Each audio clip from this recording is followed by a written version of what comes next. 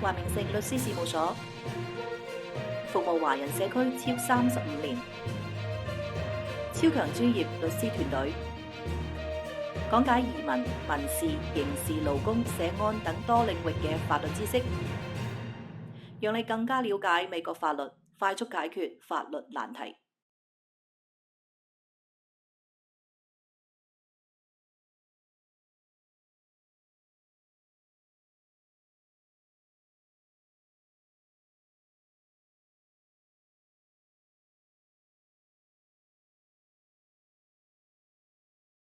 大家好，歡迎收睇洛杉磯華人資訊網粵語頻道嘅明誠說法。明誠說法咧係洛杉磯華人資訊網同華明誠律師事務所特別製作嘅法律節目。我哋每期節目咧都會邀請華明誠律師事務所相關部門嘅負責人同大家嚟解讀同埋分析有關民事、刑事、勞工同埋人身傷害等領域嘅話題。今日喺我線上嘅係華明誠律師事務所工商部門嘅負責人 Maurice。今日咧佢同大家嚟傾一傾，講一講有關申報工傷案件嘅時候咧必須要注意嘅一啲注意事項。歡迎 Maurice 好。大家好，係新年快樂！咁多謝 Maurice 喺過去嘅咁多年當中，我同大家分享有關工傷同埋勞工方面嘅信息同埋法律嘅。咁跟住落嚟呢一年咧，希望你都可以繼續帶俾大家更多嘅一啲資訊。咁今日我哋想同大家繼續嚟講一下工傷呢個部分。其實應該話係據我了解咧，而家嘅工傷嘅案件其實都係幾多嘅。咁但係有好多朋友咧，佢哋喺工作當中咧，如果係遇到受傷啊，或者其他嘅問題咧，佢哋會第一個反應咧就係自己去睇醫生就 OK 噶啦。咁你可唔可以同大家講一下喺美國嘅工傷賠償呢個制度咧，究竟係點樣去運作嘅？有邊啲情況咧係屬於呢個工傷賠償嘅範圍，可以去進行呢個申報嘅？嗱，我哋講翻美國加州噶，首先講翻係講加州噶，我哋唔係講其他州嘅，因為每一個州嘅工傷法律都係唔一樣噶，所以記住大家咧，我哋身處喺加州我哋講嘅有關嘅資料咧，都係有關加州嘅工傷嘅法律同程序嚇。咁有啲朋友就話啦，我受傷咁，有陣時啲朋友就會話係咯，受傷去睇醫生咯，如果大家了解啫，但佢哋可能知道咧，其實有工傷索賠呢樣嘢。冇錯，喺加州嘅僱主咧係有個法例規定係必須要購買工傷保險嘅嚇。任何一個加州嘅僱主，無論係一個人嘅、兩個人嘅，或者好大公司，都必須要購買工傷嘅保險。呢個係一個好特別嘅一個系統，就係全世界咧都唔一樣嘅，唯獨是加州有呢個咁嘅系統係非常之好嘅。咁即係僱主咧就唔需要擔心，就係話係啊，我同事受咗傷，我要自己含荷包嚟賠俾我嘅員工，唔需要嘅。佢就好似佢揸車咁樣，大家都知道揸車要買汽車保險。冇錯。如果有發生交通意外，就會用個保險嚟賠。其實個作用性真係一模一樣嘅啫。僱主買一個保險，咁員工跌親撞親無論一次性嘅或者係累積性嘅，佢都可以攞到一個賠償同埋有治療嘅嚇。嗱好啦，有啲時候咧，就係啲朋友就話啦，我受傷啊，話俾個僱主或者話俾個主管聽或者人事部聽啦嚇。咁就覺得呢個反應就唔係好合理，或者覺得唔係好負責任嘅嗰種你去睇醫生啦，你去睇醫生啦，咁醫生好翻啦，先翻嚟啦，咁就將佢打發㗎啦。其實呢個係個錯誤同埋不負責任嘅做法嚟㗎。咁作為一個僱主咧，佢如果知道個員工係受咗傷啦，或者員工你知道自己受咗傷啦，無論累積性嘅又好，或者一次性又好咧，請你必須要匯報俾你嘅僱主聽咁即係話咧，雙方都知道有呢件事咁如果你唔知道嘅話，僱主冇嘢可以幫到你啦。我都唔知，咁我點知道你點可以幫你咧？係嘛？咁但係當你僱主如果知道咗咧，僱主第一步做點樣咧？佢俾一張叫做 DWC -1 嘅表格俾各位員工咧去填寫。咁呢個表格咧，我講過好多次㗎啦。其實舊年都有講過㗎啦。就係一張一頁紙嘅表格嚟嘅啫，咁都可以喺網上下載得到嘅。無論你用搜尋引擎你打 DWC-1 表格，你都會揾到嗰張表格㗎啦。咁表格咧，任何語言都有嘅，基本上英文、西班牙文、中文、韓文、越南文，總之我哋喺加州任何嘅種族嘅朋友識嘅語言咧，基本上都會都涵蓋晒㗎啦。咁所以你唔可以。你唔需要話我唔識英文或者唔識西班牙文就就求助無門，咁佢就唔會嘅，因為係有中文、越南文、韓文乜都有嘅嚇。咁我咧呢個之後咧，作為僱主咧要俾呢個員工去填啦。我係 Peter Chan 我係喺2026年4月1號上晝11點俾架 forklift 車撞親喺 warehouse 咁跌親，咁傷到邊度你要寫出你邊度受傷我喺2010號ABC 街工業市嗰度受傷，咁當時點鐘邊人，咁我就邊度受傷啦我個頸同埋個背受傷咁你寫清楚，咁我簽名寫埋自己嘅電子郵件，咁交俾個僱主，僱主就寫埋下半部，填埋半部，保險公司係邊間，地址邊度，聯絡邊個人。僱主嘅聯絡人係邊個？通常係人事部陳小姐咁先算啦。咁得啦，呢個表好簡單嘅啫，基本上任何人都識填㗎，即係識文識字嘅人就識填㗎啦。咁填完之後咧，就將僱主咧就差唔多將表格咧交俾保險公司。保險公司知道咗啦。呢個人邊槍喺邊日幾點鐘發生咁佢就要開立呢個 claim 索賠號碼啦然後就要即時話俾僱主聽，僱主你個員工咧，請你佢可以喺24小時之內咧，去邊個工傷診所嗰度治療喺加州咧，無論你係去到北加州或者喺佢哋南加州，都係有工傷診所嘅。基本上每一個城市都有工傷診所嘅有唔同嘅品牌，咁你可以咧直接就即係 walk in 行入去咧，就可以睇到醫生㗎啦唔需要預約㗎。咁當然如果你係唔識英文唔識西班牙文嘅朋友咧，可能你揾一位識英文嘅朋友帶你去，或者屋企人去咧就會好啲，因為你可能未必即刻會有一個識講英文或者國語嘅翻譯喺度坐喺度即係等你嘅咁所以最好揾一位即識英文嘅朋友或者親戚幫你喺度睇咗醫生先，咁你就會盡快咧睇下佢嘅情況點樣樣。咁如果係覺得唔係好理想嘅治療嘅話，其實我都覺得咧。要盡快咧就聯絡我哋事務所㗎啦，咁呢個係好重要。我哋事務所就喺聖經道同埋工業市，咁電話號都清楚啦，應該就係866-3388，866-3388，你可以隨時打返嚟嘅，呢個會比較方便啲。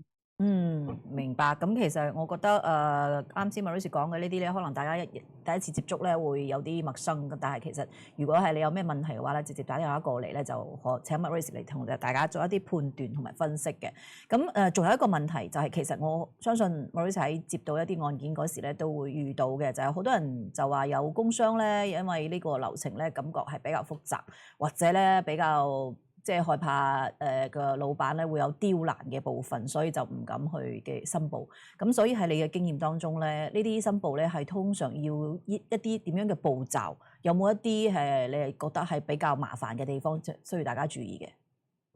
其實好多時我哋碰到嘅好大嘅障礙咧，就係覺得好似我要控告公司同老闆過唔去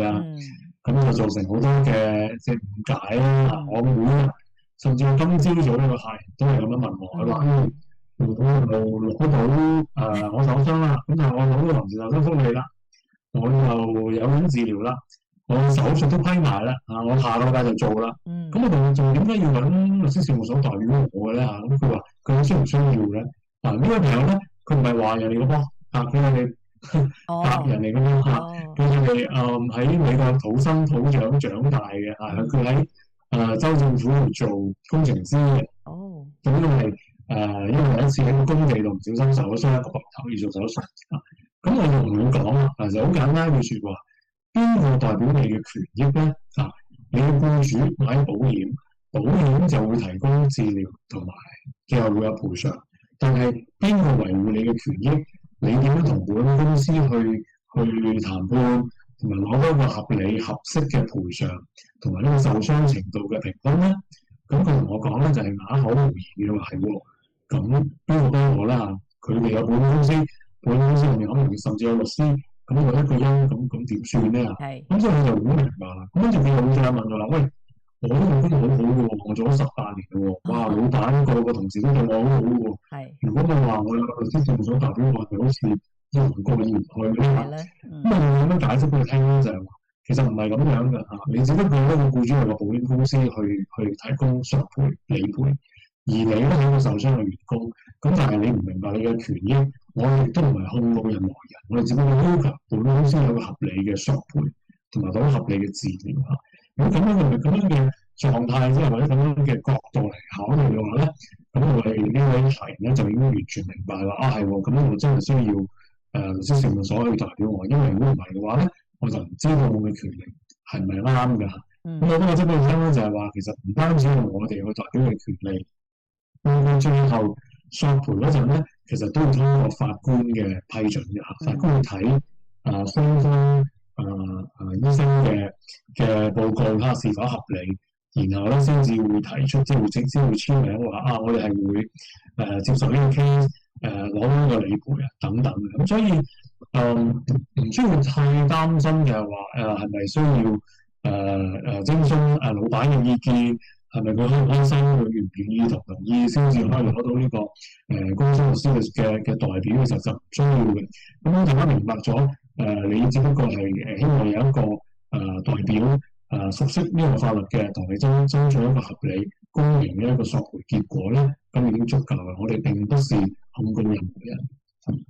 係明白啦，咁其實呢個係一個誤解嚟嘅。其實我記得第一次同Maurice 做呢個節目嗰時咧，工商節目我都有問過佢呢個問題，就好多朋友都會覺得呢個係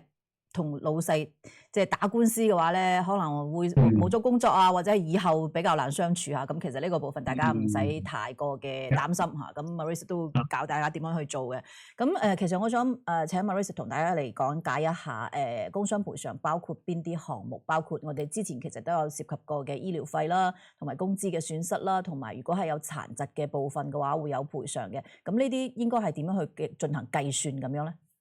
係啦。咁第一步大家都知啦，講好多次治療啦，你要有治療先。咁頭先我講嗰位客人，今朝我佢先成為我哋嘅客人嘅。佢一路治療緊嘅，佢有一個骨科醫生治療緊呢個膊頭，因為佢有個撕裂嘅狀態啦，因為佢拉一個好重嘅物件啊，當時喺工地度嘅工程師嚟嘅。咁佢撕裂咗之後，咁佢一路治療冇問題啦。咁佢仍然都可以做佢嘅工作，只不過咧佢啲同事都協助佢，就係話如果好重嘅都要需要拉好重嘅超過20磅咧，佢就要避免呢個工作。咁啱啱換翻其他嘢，佢都一路都係做緊嘅嚇，佢係仍然做緊佢嘅工作，原本攞嘅人工同埋時薪係冇問題嘅。咁呢個朋友嘅話咧，佢除咗佢第一個唔翻工啦嚇，只不過佢係有一個叫做限制啦嚇。咁佢可以繼續翻工，佢而攞翻佢嘅收入冇變㗎。咁但係如果有啲朋友佢係好嚴重嘅，佢連基本上佢自己工作，因為佢可能唔係工程師，佢可能嘅工作咧就係要攞啲好重嘅嘢，每日都係佢傷咗個頭都冇辦法㗎，咁佢就唔可以再做呢個工作啦。咁呢啲朋友咧就會攞到呢個叫做 TDD 啦。我都解釋過多次 TDD，Temporary Totally Disabled benefits 咁呢個 benefits 通常就係你嘅人工2%啦，可以攞到可能4個禮拜最長。咁有啲好嚴重嘅受傷，可能去到5年嘅，去到5年嘅，就唔係2年嘅。咁呢啲係比較少數嘅一啲情況，係好嚴重嘅，譬如嚴重嘅燒傷啊、截肢啊，或者係腦震盪啊呢啲咁樣需要長時間治療嘅。咁先會攞到嘅。咁一般嚟講，我哋嘅客人咧，絕大部分咧都係2年之內咧，應該就可以攞到個健案嘅。如果真係都唔夠嘅話咧，仲有真正要 EDD 嘅 disability 咁呢個係個別情況嘅認定。咁除咗臨床嘅福利之外咧，就好似領主人所講啦，最後你嘅賠償係點樣計啦？賠償嘅計法咧就好複雜嘅。要視乎你每個身體部位啦。譬如話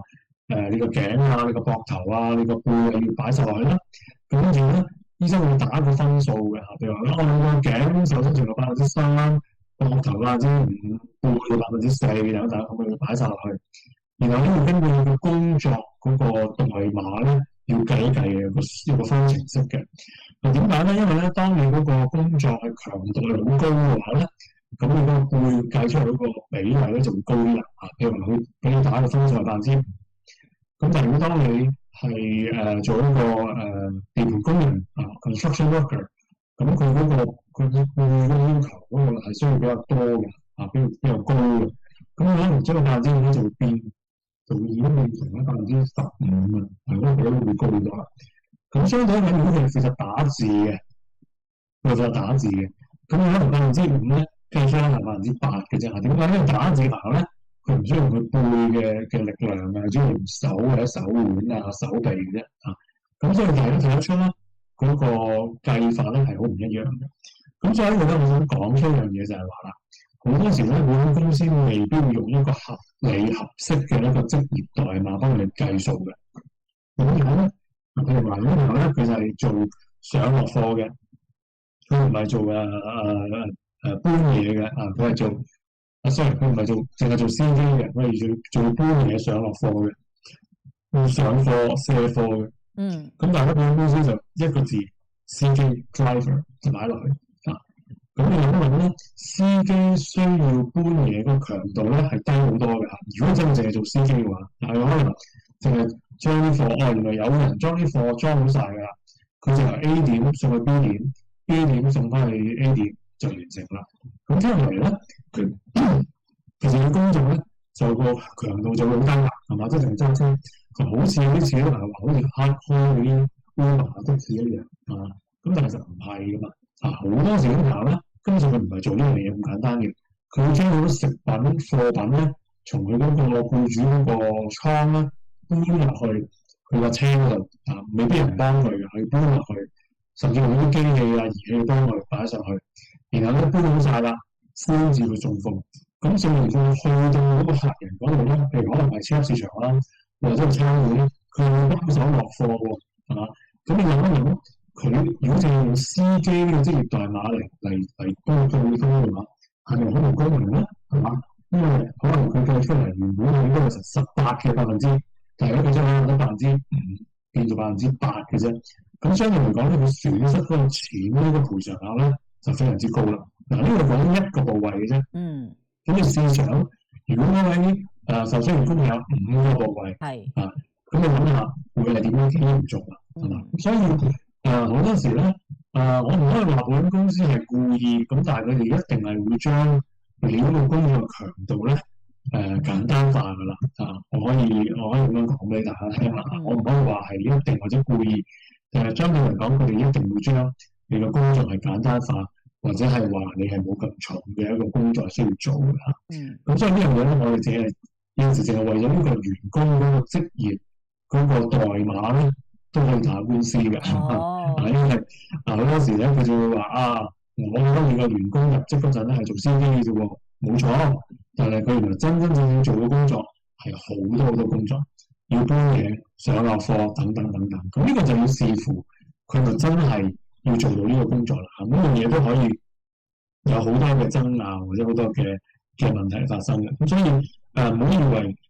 就係話好似我上晝我見到我位客人啦，佢就話我攞治療，我用嗰啲錢我就翻工，我就唔會放同事嘅夾翻冇咗8年，咁我都要揾一個律師事務所代表我，令到好似好唔和氣、好唔好咧？其實唔係咁嘅原因，因為你最終咧係會牽涉到好多法律上或者係計算呢個賠償方面嘅一啲爭執同埋爭拗。咁呢啲就係我哋可以幫助下嘅啦。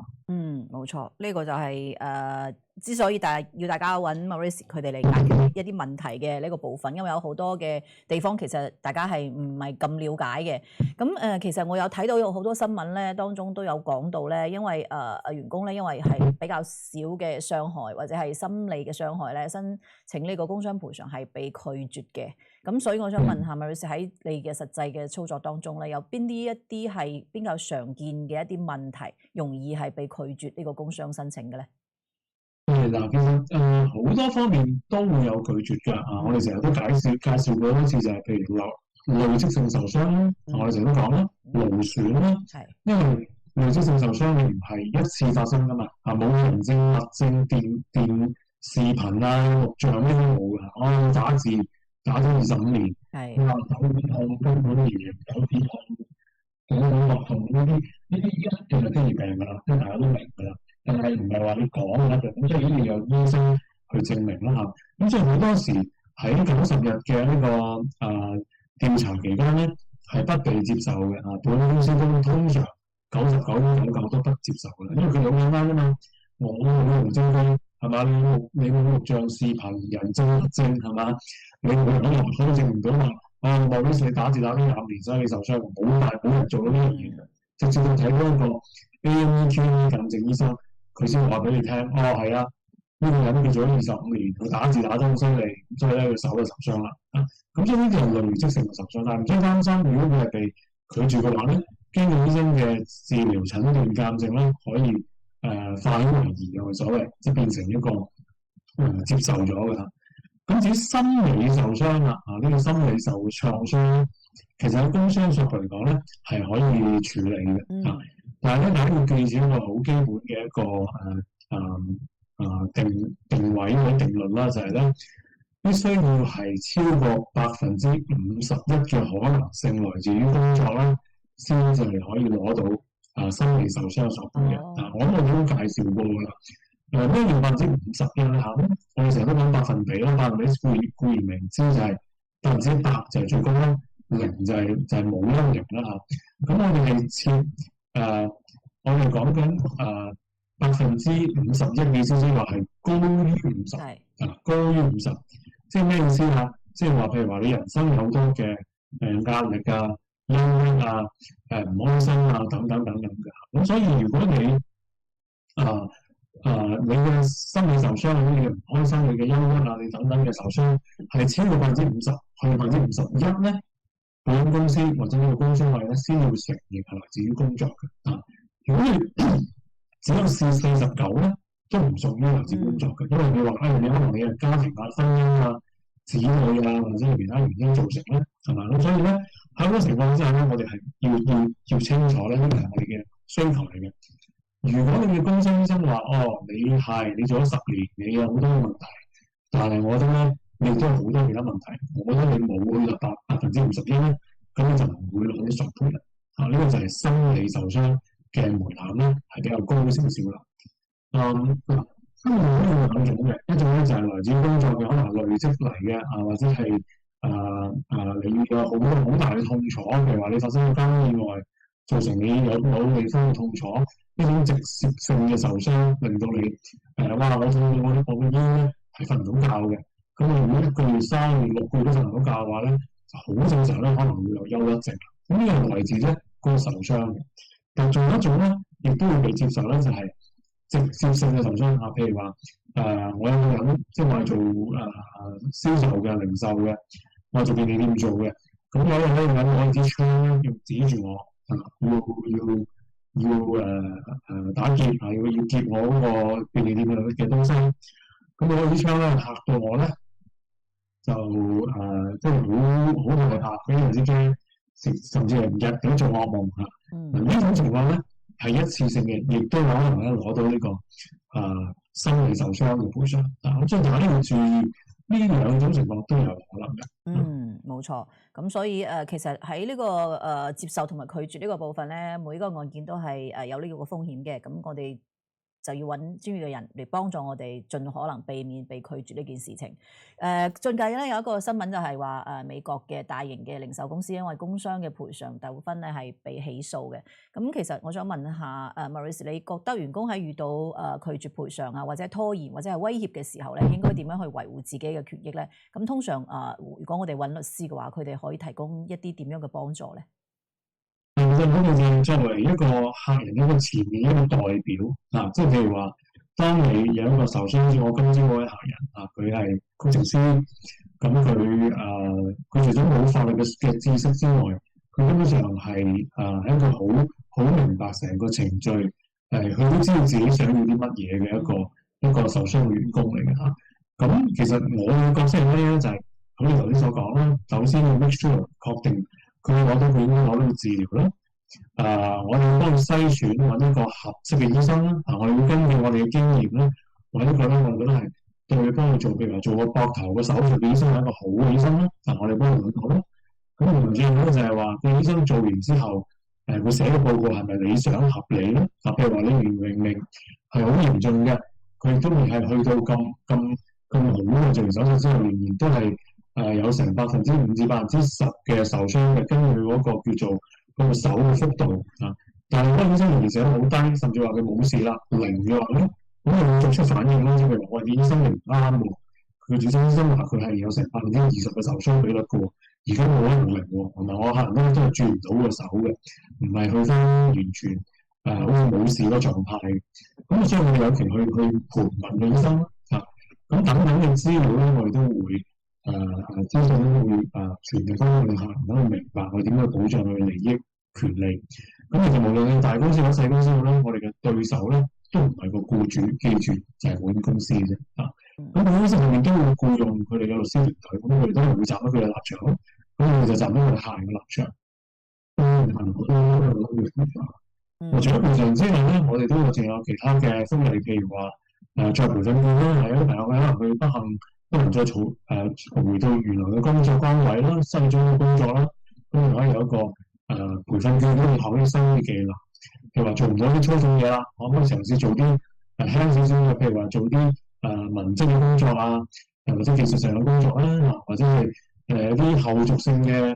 福利，我哋叫 SMBTF， 咁呢個亦都可能會幫到佢嘅。可能有啲先天性嘅受傷，原本隻腳啊或者手或者身體都有受傷㗎啦，可能先會加埋落去，令到個賠償增加咧，以至攞到福利咧。咁呢啲我哋都會視乎嗰個客人嘅情況咧，為佢爭取嘅。咁所以唔好事少同保險公司單獨鬥啦，因為保險公司未必會將你應該攞到嘅福利全盤咁俾你知，等你去選擇。其實好多時佢都會係